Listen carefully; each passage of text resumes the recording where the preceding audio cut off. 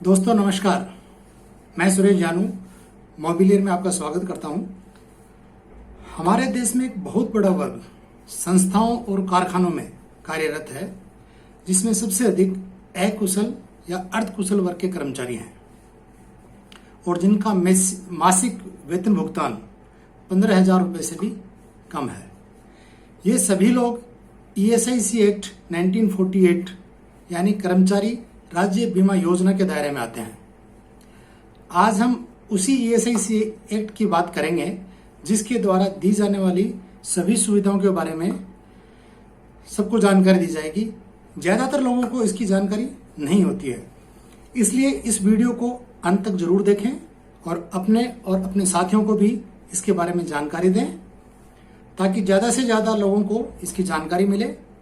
ESIC से मिलने वाली सभी सुविधाएं आपके और आपके परिवार के लिए उम्र भर के लिए उपलब्ध है, इसलिए इस बारे में अपने परिवार को भी जानकारी दें, ताकि जरूरत पड़ने पर उनको परेशानी का सामना ना करना पड़े।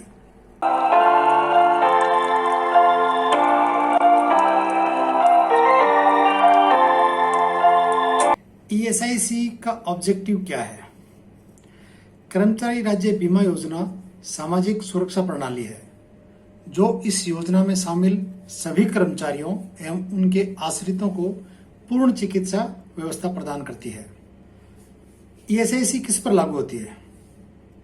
किसी भी संस्था में अगर कर्मचारियों की संख्या 10 से अधिक है तो यह उन पर लागू होती है।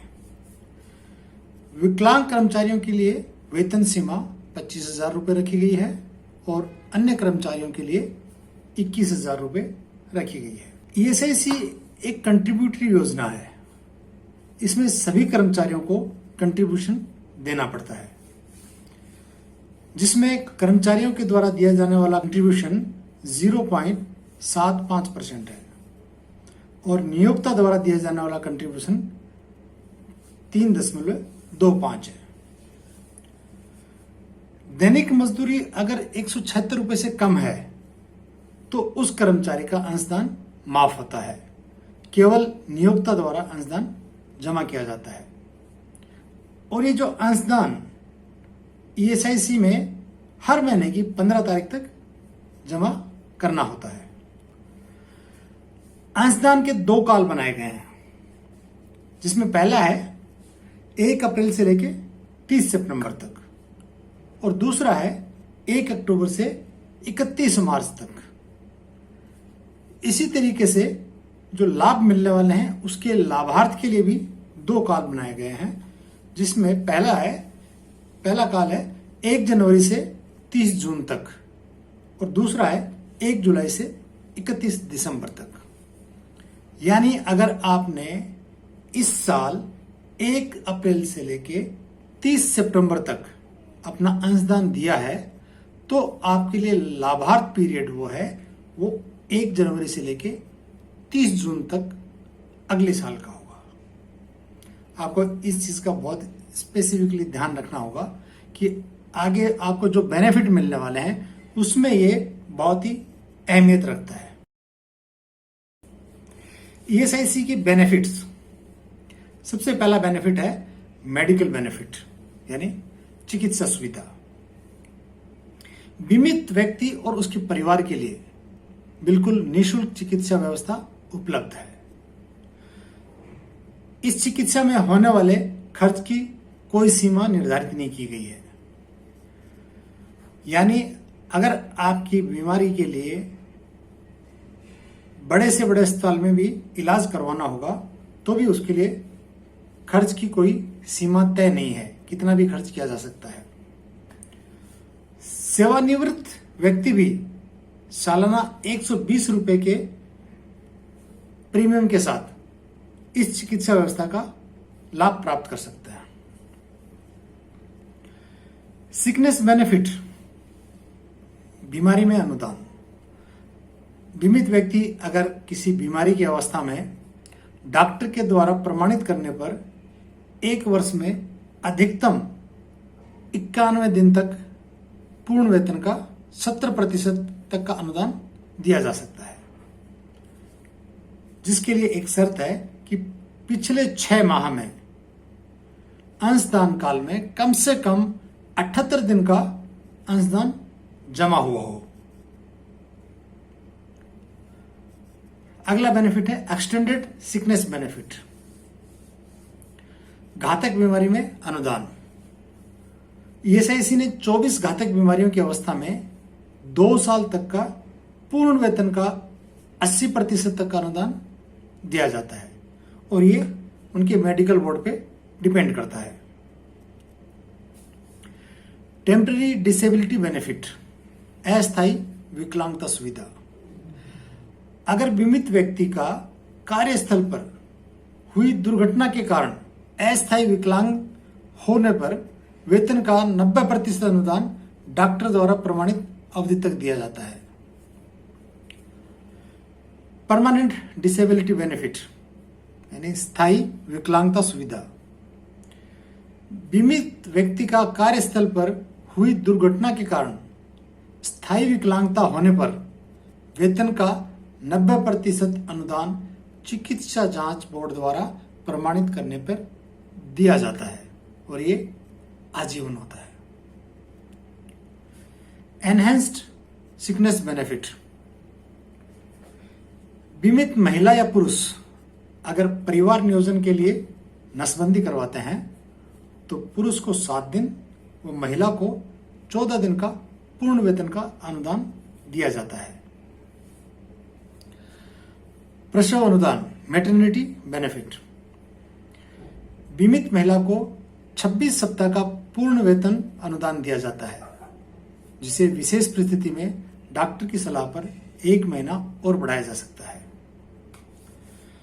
साथ में ही गर्भपात की स्थिति में 6 सप्ताह का पूर्ण वेतन का अनुदान दिया जाता है।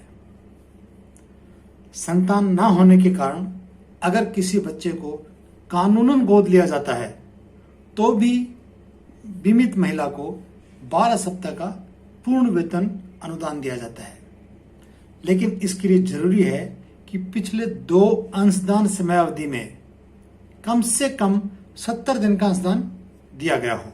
प्राश्रित अनुदान निर्भरता, अगर बीमित व्यक्ति की कार्यस्थल पर असमय मृत्यु हो जाती है तो उस मामले में उस पर आश्रित व्यक्ति को वेतन का 90% मासिक रूप में अनुदान दिया जाता है।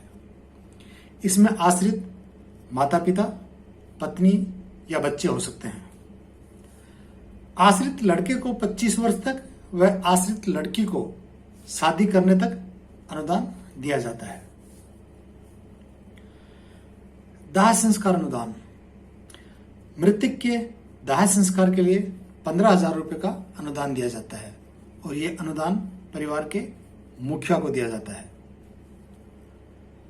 रीइंबर्समेंट बेनिफिट्स, आपातकालीन स्थिति में किए गए खर्चों का भी पुनर्भुगतान किया जाता है, जैसे दवाइयां हैं, एम्बुलेंस का खर्चा है, ये सब पुनर्भुगतान किया जाता है।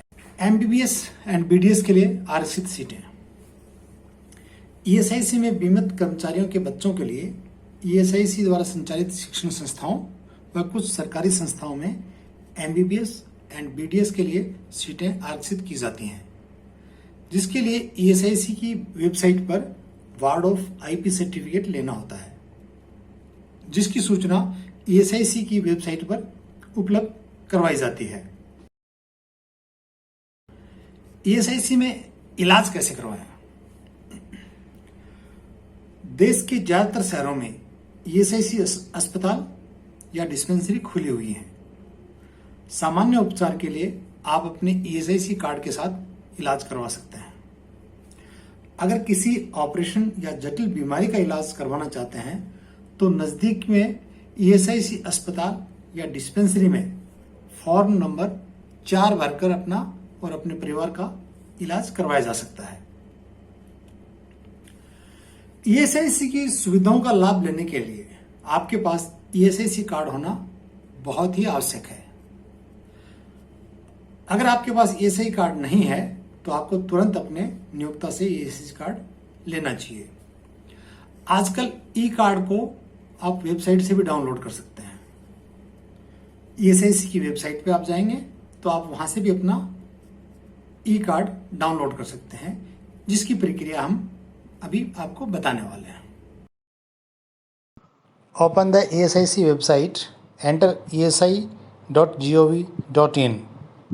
ESI website will open.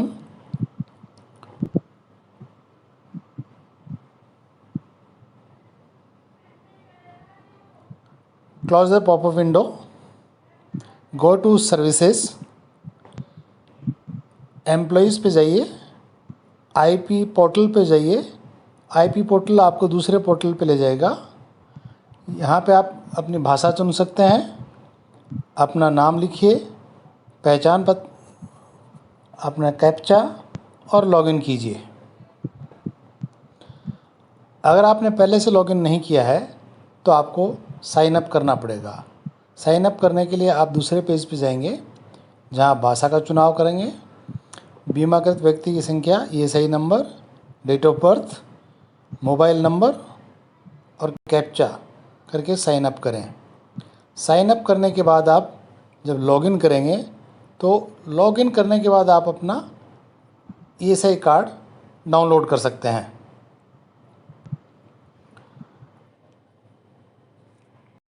Thank you for watching it. Please share it.